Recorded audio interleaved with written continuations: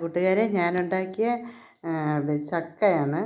ചക്കപ്പഴം മിക്സിയിൽ അടിച്ചെടുത്ത് എണ്ണ ഒഴിച്ച് വറുത്തിയതാണ്.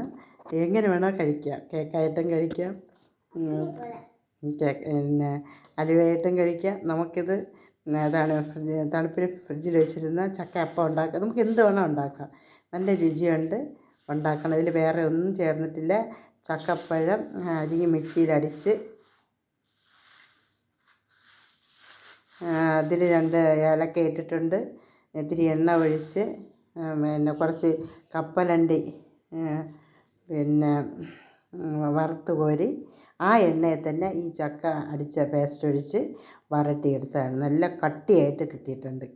കാണുമ്പോൾ കേക്ക് പോലെ ഇരിക്കുന്നു, നമുക്ക് അലുവയെ പോലെ ഇരിക്കുന്നു.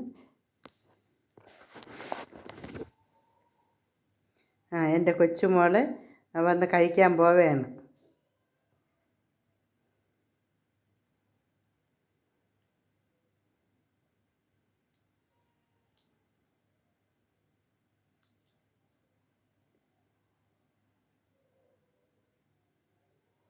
Super.